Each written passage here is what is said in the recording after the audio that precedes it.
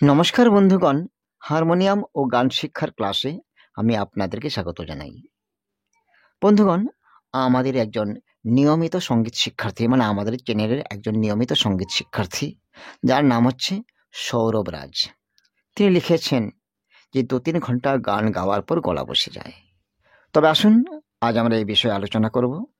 দেখুন, আপনি যে লিখেছেন যে 2-3 ঘন্টা গান গাইলে গলা বসে যায়, অনেকে তো আধা ঘন্টা 1 ঘন্টা গান গেলে গলা বসে যায়। অনেক এমন আছেন যে 1-2টা গান গাইলেই গলা বসে যায়। তবে তবে এবার কথা হচ্ছে কি, গলা বসে কেন? কি কারণে বসে? আমাদের সেই কারণগুলো জানতে হবে। যদি সেই কারণগুলো জানা যায়, তবে গলা বসার আগেই একটা ইঙ্গিত পাওয়া যায়। তখন নিজেকে সামলাতে পারবেন, গলা বসবে না। তবে প্রথমে কারণগুলো জানতে হবে। তবে আসুন সেই কারণগুলো আমরা আগে জানবো। তবে তার আগে যদি আমাদের চ্যানেলটিকে সাবস্ক্রাইব না করে থাকেন, তবে আমাদের চ্যানেলটিকে সাবস্ক্রাইব করে নেবেন। আর আমাদের চ্যানেলের প্রত্যেকটি নতুন ভিডিও সবার আগে পাওয়ার জন্য সাবস্ক্রাইব করার সঙ্গে সঙ্গে বেল আইকনটি অবশ্যই ক্লিক করে রাখবেন। তবে আসুন এবার আমরা জানি যে গলা বসে কেন। দেখুন, যারা নতুন নতুন সঙ্গীত শিখছেন, তাদের মধ্যে হয়তো কেউ 3 ঘন্টা গাইলে গলা বসে, কেউ 2 ঘন্টা গাইলে গলা বসে, কেউ 1-2টা গান গাইলে গলা বসে। দেখুন, এই বিষয়টা হচ্ছে কি, সবার গলার ক্ষমতা আলাদা আলাদা থাকে। অনেকের আছে, বলেছি, অনেকক্ষণ গান গাইলেও গলা বসে না, অনেকের অল্প সময় গান গাইলেও গলা বসে যায়। তবে এবার হচ্ছে কি, যে সে ক্ষমতাটা, যার নাকি খুব তাড়াতাড়ি গলা বসে যায়, তার যে একটা গলার একটা ক্ষমতা আছে, সে ক্ষমতাটা বাড়াতে হবে। দেখুন, মেনে চলুন আপনি আধা ঘন্টা গান গাইতে পারেন। আধা ঘন্টা গান গাইলে গলা বসে না, তারপরে যদি গান, তবে গলা বসে যায়। তবে আপনার গলার ক্ষমতা আধা ঘন্টা, এর বেশি গাইলে যখন গলা বসে যায়, তখন আপনার গলার গাওয়ার ক্ষমতা আধা ঘন্টা। অনেকে এমন আছেন কি 1 ঘন্টা পর্যন্ত গাইতে পারেন, গলা বসে না, তারপরে গলা বসে, 1 ঘন্টার পরে গিয়ে গলা বসে। তবে তার ক্ষমতা হচ্ছে 1 ঘন্টা। তো তাকেও যদি আরো বেশি গান গাইতে হয়, তারও ক্ষমতা বাড়াতে হবে। তবে কিভাবে সে ক্ষমতা বাড়াবেন, সেটা আমরা ভিডিওতে বলবো। তার আগে যে কি কারণে সে অসুবিধাটা হচ্ছে, কি কারণে গলা বসছে, আগে আমরা সেই কারণগুলো জানবো। দেখুন, আরেকটি কারণ আছে, যে ভোকাল রেঞ্জের বাইরে গিয়ে গান গাওয়া। মেনে চলুন আপনি সি শার্পে গান গাইতে পারছেন, অসুবিধা হচ্ছে না। আবার জি শার্পে গান গাইলেন, তাতে একটু অসুবিধা হচ্ছে, কিন্তু আপনি করলেন কি, তার চেয়ে একটু উপরে গাওয়া শুরু করলেন, যেন ইতে, এফে, এফ শার্পে জোর করে। আর অনেক গান এমন আছে, আপনার সি শার্পে বা ডি শার্পে গাইতে গেলেও গানের সুরটা অনেক উপরে যায়, সেটা আপনার গলার ক্ষমতার বাইরে। সে সুরগুলো আদায় করতে গিয়ে তারও গলা বসে। তবে এই কারণটা যে আমি বলছি, এটা কিন্তু একটা বিশেষ কারণ। ভোকাল রেঞ্জের বাইরে গাওয়া একটা বিশেষ কারণ। আরেকটি কারণ আছে, আপনার সর্দি কাশি হয়েছে, মানে বেশি হয়নি, অল্প স্বল্প সর্দি কাশি হয়েছে, গলাটা একটু যেমন বাধা বাধা লাগছে। সে অবস্থায় যদি আপনি গান করেন, সেখানেও আপনার গলা বসবে। কেননা সর্দি কাশি হলে এমনি গলা পরিষ্কার থাকে না। সেক্ষেত্রে যদি আপনি গান করেন, একটু উপরে চলে যান, তবে গলা বসবেই বসবে। তবে আমি যে আগেই বলেছি যে গলার ক্ষমতা বাড়াতে হবে। এবার গলার ক্ষমতা কিভাবে বাড়াবেন, সেটা আমি বলছি। দেখুন, গলার ক্ষমতা বাড়াতে হলে রিওয়াজের মাধ্যমে বাড়াতে পারবেন।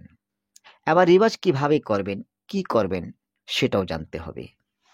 দেখুন, গলার ক্ষমতা বাড়ানোর জন্য 1 নম্বর রিওয়াজ হচ্ছে সুর সাধনা। প্রত্যেকটা সুর লম্বা লম্বা করে রিওয়াজ করা। এই রিওয়াজটা প্রত্যেকটা সুরে লম্বা লম্বা করে সুরে রিওয়াজ করবেন। যেমন সা, এটা অনেকক্ষণ অনেকক্ষণ মানে 15 সেকেন্ড, আধা মিনিটও করতে পারেন প্রত্যেকটা সুরে। প্রথম আপনি মধ্য সপ্তকে সা থেকে মন্দ্র সপ্তকে যতটা নামতে পারছেন, তারপরে মধ্য সপ্তক থেকে তার সপ্তকে যতটা উপরে যেতে পারছেন যাবেন, কিন্তু প্রত্যেকটা সুরে একটু লম্বা লম্বা করে করবেন। সুরটা ভালো করে বসাবেন হারমোনিয়ামে, একই বলে সুর সাধনা। এইভাবেই করবেন। দেখুন, এই রিওয়াজটাকে অনেকে মাহাত্ম্য দেয় না, কিন্তু বিশেষ মাহাত্ম্য আছে এর মধ্যে। এই রিওয়াজটা, এর মধ্যে বিশেষ মাহাত্ম্য আছে।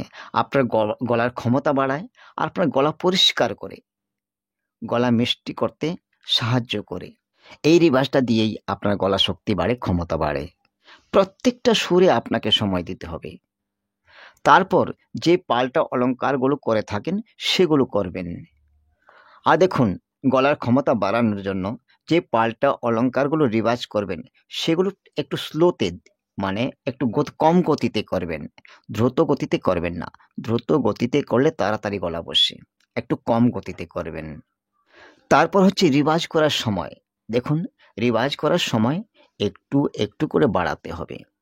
রিভাজের সময় বাড়ালে আপনার গলার ক্ষমতা বাড়বে, বেশিক্ষণ গান গাইতেও পারবেন।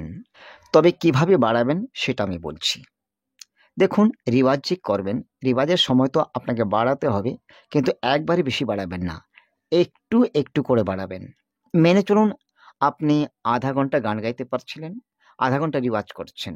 এবার ৫ মিনিট বাড়াবেন। এভাবে ৫ মিনিট বেশি দিন না, মোটামুটি ১৫ দিন করবেন ৫ মিনিট করে বাড়াবেন।